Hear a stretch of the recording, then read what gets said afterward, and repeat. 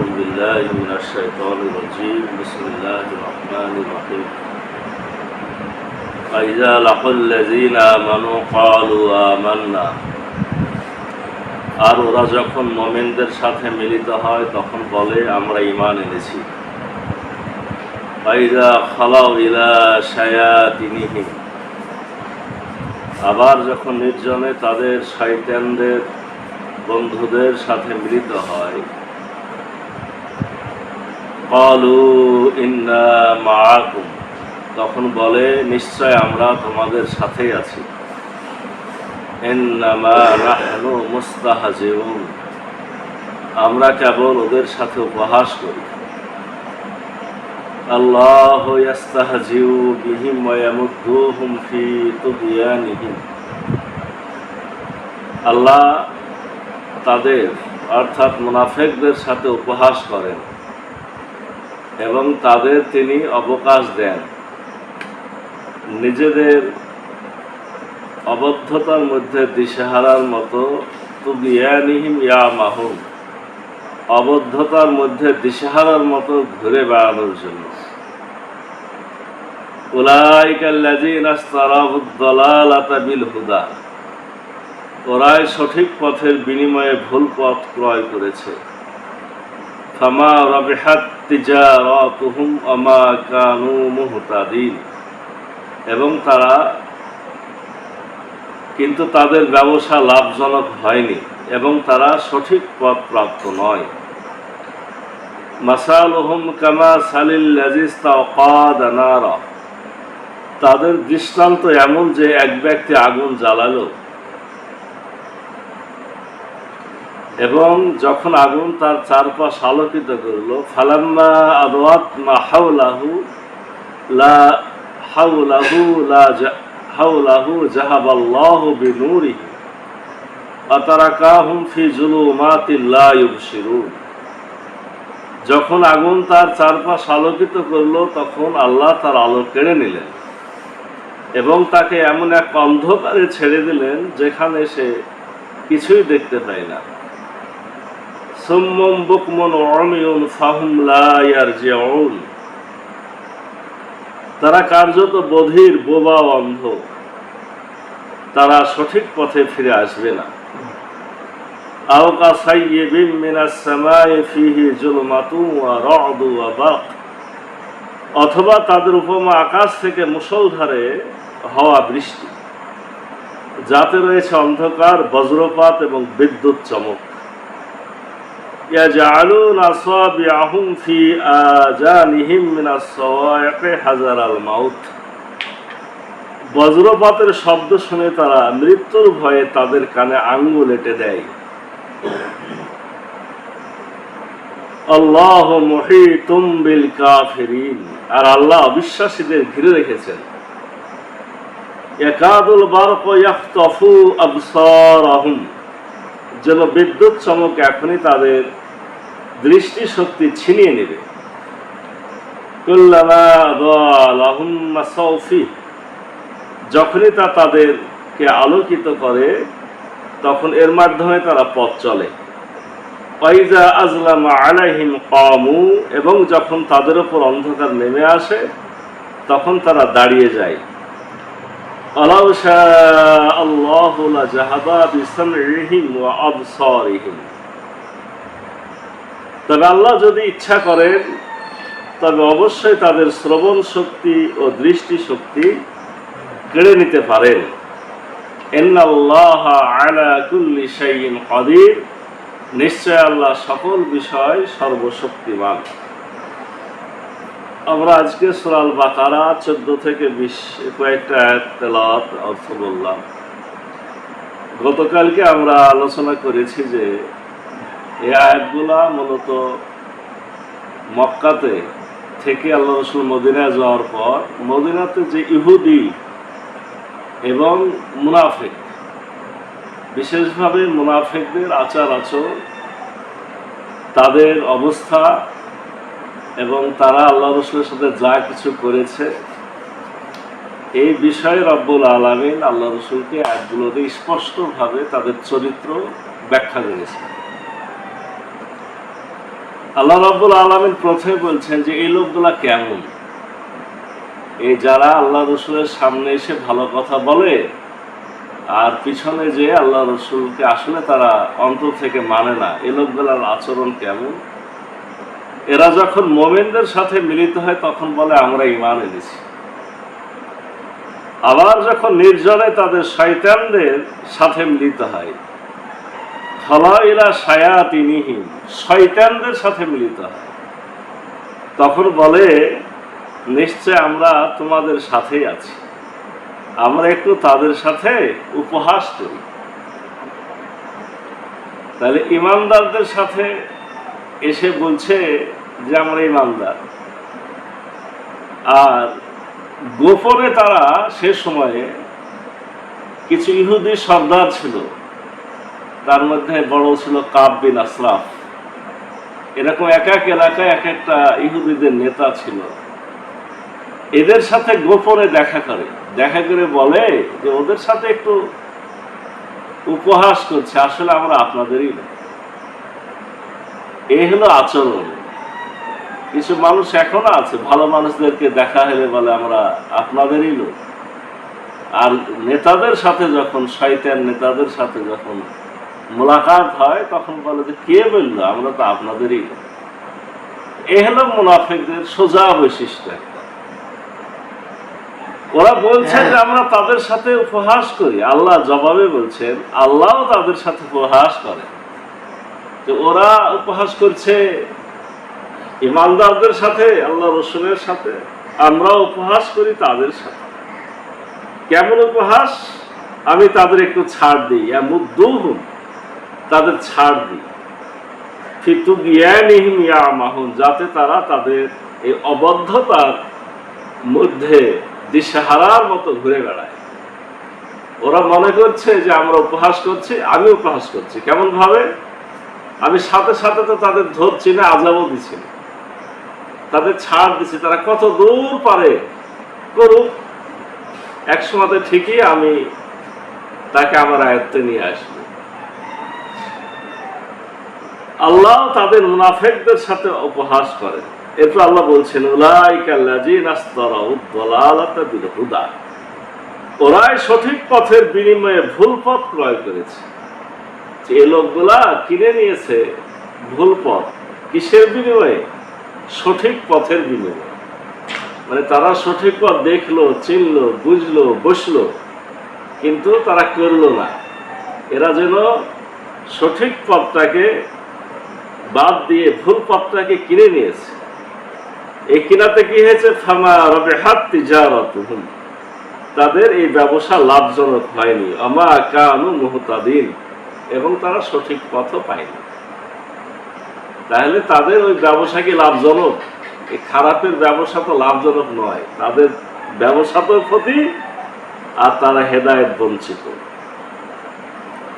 আল্লাহ এবার এখানে উদাহরণ দিচ্ছেন। এখানে দুটো আয়াতে দুটো উদাহরণ দেওয়া হয়েছে। 17 নম্বর আয়াত, 19-20 মিলে আর একটা আয়াত। উদাহরণটা হইল, বলছে যে এমন এক ব্যক্তি যে আগুন জ্বালালো, এবং যখন আগুন তার চারপাশ আলোকিত করল, তখন আল্লাহ তার আলো কেড়ে নিলেন। মানে মুনাফিকরা যেহেতু ইসলামের সাথেই চলে, তারা একটা আলো পায়, একটু শান্তিতে থাকতে পায়, আপনার এই মানে টাকা পয়সার ভাগও পায়, যুদ্ধলব্ধ মালের ভাগও পায়। মুনাফিক তো আসলে বেঈমান, তার সে যদি ঘোষণা দিত আমি কাফের, তাহলে মুসলমান মা বোনদের বিয়ে শাদী পর্যন্ত করতে পারতো না। তারা এটাও করতে পারে, আত্মীয়তাও করতে পারছে, সবই পাচ্ছে। এই জন্য আল্লাহ বলছেন যে তারা আলো পাচ্ছে, তাদের চারদিক আলো, কিন্তু যখন আল্লাহ তাদের আলো কেড়ে নিলেন, এর তাফসীরে এসেছে আলো কেড়ে নিলে যখন তার মৃত্যু হয় তখন কি হয়? তারা কাহুম ফি যুলুমাতিল লা ইবসিরুন, তখন তারা এমন অন্ধকারে পড়ে যায় যে কিছুই আর দেখতে পায় না। দুনিয়াতে এই মুনাফিকি করে কিছু সুখ শান্তি পায়, কিন্তু মরণের সাথে সাথে এমন অন্ধকারে পড়ে, সেটা গভীর অন্ধকার, সে জাহান্নামের অন্ধকার। ওখান থেকে তার রক্ষা পায় না।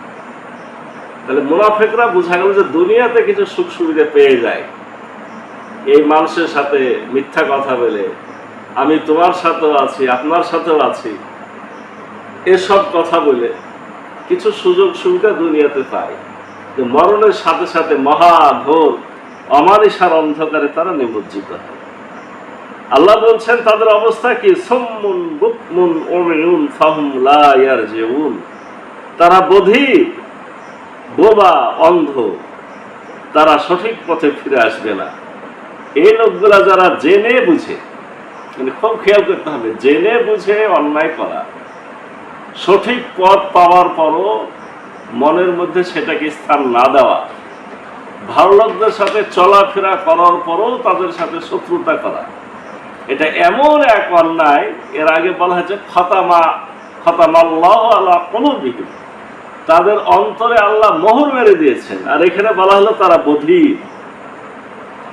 বধির মানে তাদের কান আছে কিন্তু সঠিক কথা আর প্রবেশ করবে না। তারা বোবা, তাদের মুখ দিয়ে আর ভালো কথা বের হবে না, মিথ্যা কথা বের হবে।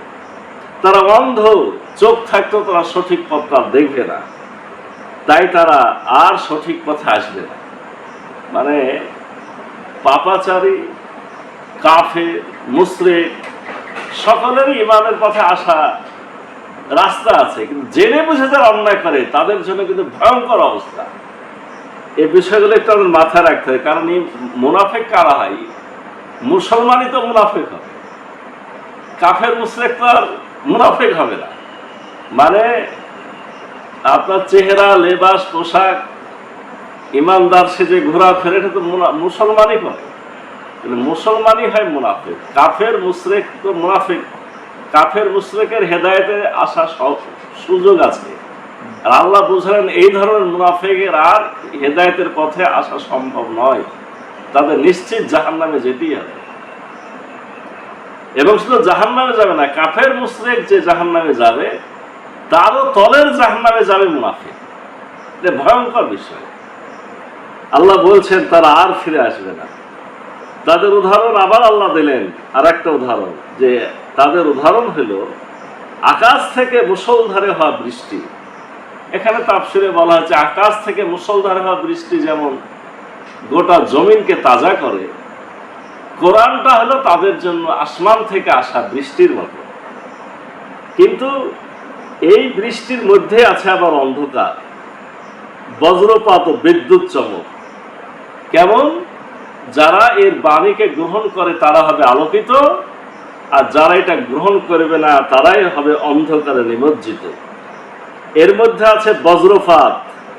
বজ্রপাতে ব্যাখ্যা করা হচ্ছে যে তাদেরকে শোনানো সাবধান বাণী, কোরআনে আছে সাবধান বাণী, এবং বিদ্যুৎ চমক, আবার এর মধ্যে আলো আছে। বজ্রপাতের শব্দ শুনে তারা মৃত্যুর ভয়ে তাদের কানে আঙ্গুল এঁটে দেয়। আর আল্লাহ অবিশ্বাসীদের ঘিরে রেখেছেন। যখন বজ্রপাতের কথা বলা হয়, মানে তাদেরকে সাবধান বাণী দেওয়া হয়, তখন তারা শুনতে চায় না। তারা মনে করে যেগুলো শুনলে আমাদের মৃত্যু ঘটে যাবে, এই জন্য তাদের কানে আঙ্গুল দেয়। আর আল্লাহ বলছেন আমি তো তাদেরকে ঘিরে রেখেছি, তারা আঙ্গুল দিয়ে শুনবে না, এটা তো হবে না, আমি তো তাদেরকে ঘিরে রেখেছি। বজ্রপাতের আওয়াজ শুনে কানে আঙ্গুল দিয়ে তো লাভ নাই, আমি যাকে ধ্বংস করব তার কোনো রক্ষা নাই। আল্লাহ আরো ব্যাখ্যা দিচ্ছেন যেন বিদ্যুৎ চমক এখনই তাদের দৃষ্টি শক্তি ছিনিয়ে নিবে। যখনই তা তাদেরকে আলোকিত করে তখন এর মাধ্যমে তারা পথ চলে। এই আলো দেখে মুনাফিকরা মুমিনদের সাথে পথ চলে, আর যখন তাদের উপর অন্ধকার নেমে আসে তখন তারা দাঁড়িয়ে যায়। এর ব্যাখ্যা দেওয়া হচ্ছে ইমানদারদের সাথে কতক্ষণ চলে, যতক্ষণ সুখ সুবিধা পাওয়া যায়। আর যখনই ইমানদারদের কোনো বিপদ আসে তখন তাদের সাথে আর ফিরে না, পরিচয় দেয় না, কথা বলে না। মুনাফিকরা এই কাজগুলা আল্লাহ রাসূলের সাথে মদিনাতে বারবার করেছে, বারবার করেছে। যুদ্ধের ময়দানে যে আবার রাস্তা থেকে ফেরত এসেছে। আল্লাহ বলছেন যে যখন বিপদ আসে তখন তারা থেমে যায়। এটাকে বলা হয়েছে যখন অন্ধকার আসে তখন তারা দাঁড়িয়ে যায়। তবে আল্লাহ যদি ইচ্ছা করেন তবে অবশ্যই তাদের শ্রবণ শক্তি ও দৃষ্টি শক্তি কেড়ে নিতে পারেন। আল্লাহ বলছেন তারা কি বুঝে না? আমি মুহূর্তের মধ্যে ইচ্ছা করলেই তো তাদের চোখ, দৃষ্টি শক্তি এবং তাদের কান, শ্রবণ শক্তি আমি কেড়ে নিতে পারি। এই চোখ কান দিয়ে কেন তারা সঠিকটা গ্রহণ করছে না? এটা হলো আল্লাহর আহ্বান। নিশ্চয় আল্লাহ সকল বিষয়ে সর্বশক্তিমান, আল্লাহর উপরে কোনো ক্ষমতা নাই। আজকে তারা দুনিয়ার কিছু লোভের জন্য খারাপদের সাথে আপোষ করছে, বাতিলদের পরামর্শ নিচ্ছে, অন্যায় পাপাচারীদের সাথে গোপনে মিলিত হয়ে ইমানদারদের বিপক্ষে কথা বলছে। তাদের বোঝা উচিত আমি ইচ্ছা করলে এখনই তাদের সবকিছু করে নিতে পারি। গতকালকে আয়াতগুলো থেকে যে শিক্ষা, আজকের আয়াতে একই শিক্ষা। সেটা হলো যে আমাদের মধ্যে যদি এরকম আচরণ থাকে, এটাকে ত্যাগ করতে হবে। এটা ভয়ঙ্কর। আমরাকে কেউ অমুসলমান তো বলবে না, কাফেরও বলবে না, মুশরিক বলবে না। আমরা উঠা বসা সুন্দরভাবেই করতে থাকবো, কিন্তু আল্লাহর কাছে যদি এই পাপটা ধরা খেয়ে যায় তো ভয়ঙ্কর এক শাস্তি। তাহলে এরকম কোন আচরণ থাকলে এক নম্বর ত্যাগ করতে হবে। দ্বিতীয় হলো ওরকম লোকদের সাথে উঠা বসা বন্ধ করতে হবে, যাদেরকে বোঝা যাবে যে তারা শুধুমাত্র দুনিয়ার স্বার্থে ইসলাম মানে। এদেরকে ত্যাগ করতে হবে। আসলে ভিতরে ঈমান ইসলাম নাই, এগুলোকে ত্যাগও করতে হবে। রব্বুল আলামিন আমাদের সঠিক বিষয় উপলব্ধি করে কোরআনের সঠিক হেদায়েতের রাস্তায় চলার সুযোগ দান করুন। সকলে বলি আল্লাহুম্মা আমিন।